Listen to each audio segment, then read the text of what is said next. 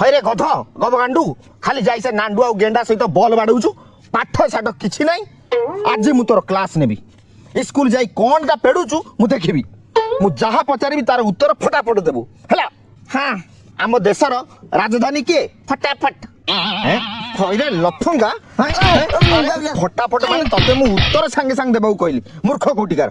କହ ଏଥର ଆମ ଦେଶର ରାଜଧାନୀ କିଏ? ରାଜଧାନୀ ଦିଲ୍ଲୀ ଦିଲ୍ଲୀ। କହିଲୁ ଅଧିକା ପାଣି ପିଇଲେ କଣ ହବ? ଅଧିକା ଅଧିକା ମୁତ ମାଡ଼ିବ। ମୁତ ମାଡ଼ିବ? ପାଣି ପିଇଲେ ଆମ ରକ୍ତ ଆଉ ଚର୍ମ ପରିଷ୍କାର ରହିବ। ରକ୍ତ ଚର୍ମ ପରିଷ୍କାର ରହିବ ବୋଇଲ। କହିଲୁ ଅଗଷ୍ଟ 15ରେ ଆମକୁ କଣ ମିଳିଥିଲା? ସେଉ ଆଉ ବୁନ୍ଦି ମିଳିଥିଲା। ମଦ ଖାଲି କହିଲା କହିଲା ସେଉ ବୁନ୍ଦି। ସେଇ ସେଉ ବୁନ୍ଦି ଖାଲି ମନେ ରଖିଥା। ଆରେ ଅଗଷ୍ଟ 15ରେ ଆମକୁ ସ୍ୱାଧୀନତା ମିଳିଥିଲା। ସ୍ୱାଧୀନତା ମିଳିଥିଲା ସ୍ୱାଧୀନତା ମିଳିଥିଲା। ଗଧ କୋଠିକାର।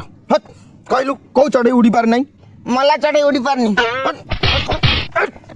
ଗଧ କିଛି ପଡୁନି। ଗଧ କିଛି କିଛି ପଡୁନି। ଆରେ ବୋକା ଏମୁ ପକ୍ଷୀ ଉଡି ପାରେ ନାହିଁ। କୋଉ ଚଢେଇ ଉଡି ପାରେନି? ଗେମୁ ପାଖି ଗେମୁ ପାଖି। ଆରେ ଗେମୁ ପକ୍ଷୀ ନୁହଁ ବୋକା ଏମୁ ପକ୍ଷୀ। କହିଲୁ 2 ଟଙ୍କାରେ ଯଦି ଗୋଟେ ବରା ମିଳେ ତେବେ 20 ଟଙ୍କାରେ କେତେଟା ବରା ମିଳିବ? ଏଇଟା ମୁଁ ଜାଣିଛି 20 ଟଙ୍କାରେ 11ଟା। ଆରେ ବୋକା 11ଟା କେମିତି? 10ଟା। 20 ଟଙ୍କାରେ 10ଟା ବରା ମିଳିବ।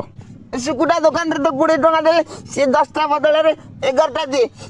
ଆଉ ଗୋଟେ ଫ୍ରିରେ ଦେବନି କି? ଫ୍ରିରେ? ଫ୍ରିରେ ସେଇ ବରା ଖାଇବାର ତୋର ଖାଲି ମନ। ପାଠ ସାଠ ତୋ ଦ୍ୱାରା କିଛି ହବନି।